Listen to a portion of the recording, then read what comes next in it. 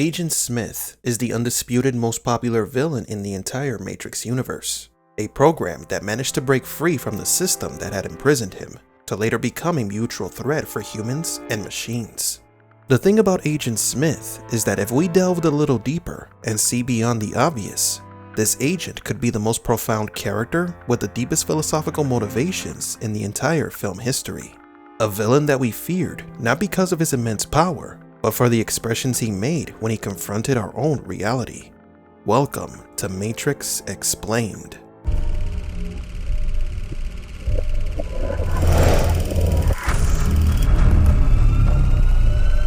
Welcome to the desert of the real. Before we begin today's video, we would like to announce our giveaway for the Matrix Movies Complete Collection on Blu-ray, which includes The Matrix, Matrix Reloaded, Matrix Revolutions, and The Animatrix. All you have to do to participate is subscribe to this channel, leave a like on this video, and tell us in the comment section below which pill would you choose, the red or the blue, and why. The winner will be announced on September 15th. Good luck and enjoy today's video. Neo was driven and motivated by love, his love for a single person, Trinity, and his compassion for his fellow humans, inside and out of the Matrix. Smith, on the other hand, was his antithesis, driven by hate and contempt towards the human race. He is a misanthropic villain. Although he differs from other villains, he hates humanity simply because hate is all that he knows. His hate came as a result of a complex logical observation that led him to a dire conclusion, one that unfortunately does not favor humans. In order to understand this character, we need to study his words. The first time we caught a glimpse of Agent Smith's thought process was in Mr. Anderson's interrogation scene. At first, he seems calm and collective, a typical representative of the law, but as the scene progresses, he develops a stoic, robotic, and even sarcastic demeanor. Tell me, Mr. Anderson, what good is a phone call if you're unable to speak? This early part of the film reveals that Agent Smith relishes in torturing humans. Smith may seem like the classic evil guy stereotype, but his reason for hating humans is not irrational nor impulsive. Smith's interrogation of Morpheus is where we can see the basis of his reasoning. I'd like to share a revelation that I've had during my time here. It came to me when I tried to classify your species. I realized that you're not actually mammals. As he said, he tried to classify humans. As we know, Smith was created as an agent program, and their role is to maintain the facade within the Matrix and remove anyone that becomes too dangerous to the simulation, thus preserving the status quo. The fact that Agent Smith was trying to categorize humans is a trait that went a bit further beyond his basic programming. This is because his function is to maintain order in the system, not to question human actions and/or motivations. Still, he insisted on asking himself what exactly is a human being, so he began his categorization process. Every mammal on this planet instinctively develops a natural equilibrium with the surrounding environment, but you humans do not.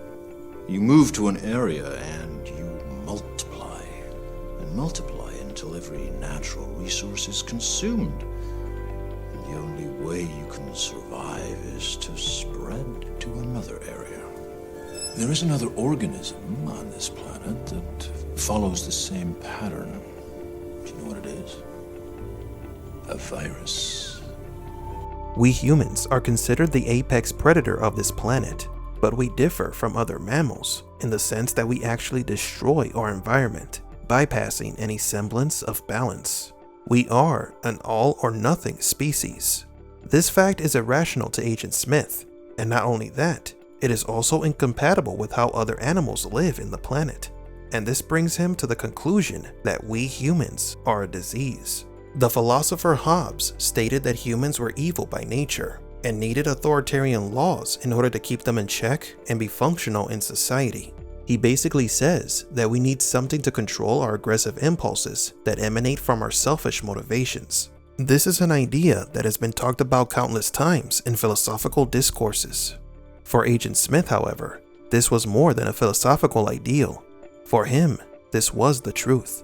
He saw humans as destructive, more so when they rejected peace, made war with the machines, and jilted the Paradise Matrix. From the agent's point of view, humans are the worst thing that has happened to planet Earth. And this is true for the Matrix universe, because most issues and conflicts can be traced back to human selfishness and fears. Human beings are a disease, a cancer of this planet. You are a plague, and we are the cure. Fascinating, isn't it? But it doesn't end there. Another curious point about Agent Smith's reasoning is that the destructive behavior that Smith classifies as human is not really reflected on the humans in the movie, but on himself and the other agents, which makes his dialogue a bit ironic. He talks about humanity being a virus, a plague that destroys everything in its path, yet his initial thoughts about humanity foreshadowed his own future.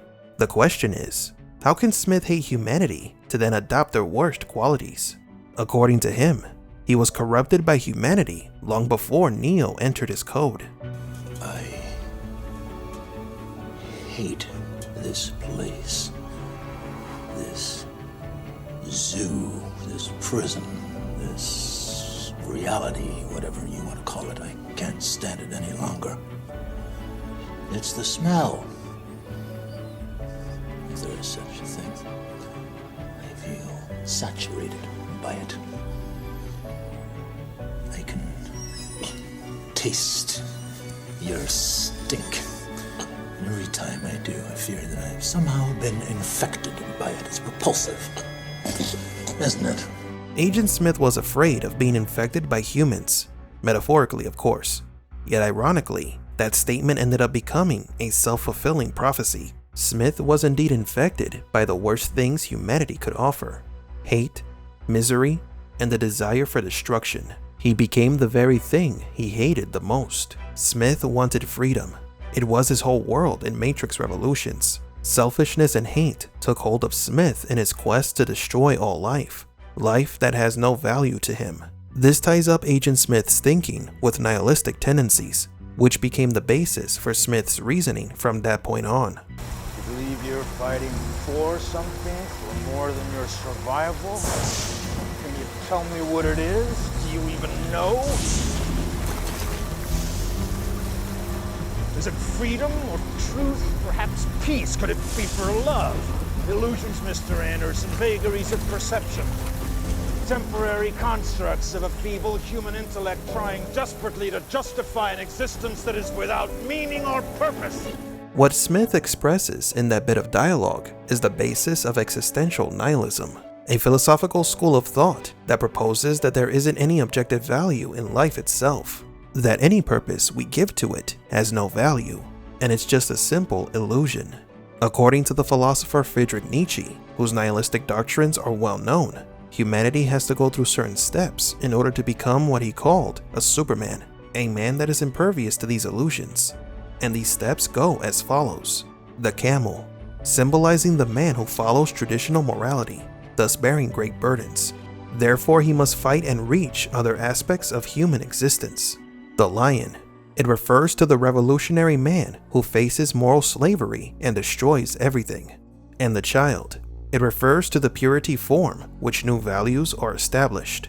This evolution is seen in Agent Smith, as he goes from being a representative of a controlled system, carrying the weight of the simulation on his shoulders, to becoming an enemy, a revolutionary of the system, who wished to destroy everything and recreate it in his own image. From Nietzsche's point of view, Smith becomes the lion at the end of Matrix Revolutions, the step in which he destroys everything to create something new, something custom-tailored for himself. In order for Smith to be reborn, he needed to destroy both humanity and the machines, the two pillars in which the old values that had him trapped for so long are based on. Smith is the equivalent of a person who spends their whole life trapped in a political or religious system, who takes notice about the control those systems have over them and decides to destroy it in order to be free and rebuild their lives as they see fit. Here's a shocker for you. Neo represents the system.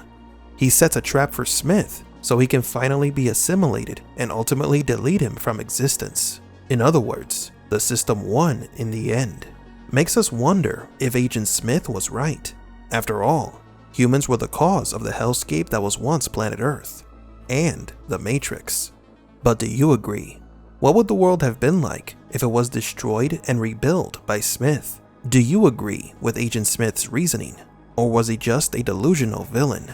For Matrix Explained, please leave a like and subscribe, and thank you for visiting the Desert of the Real.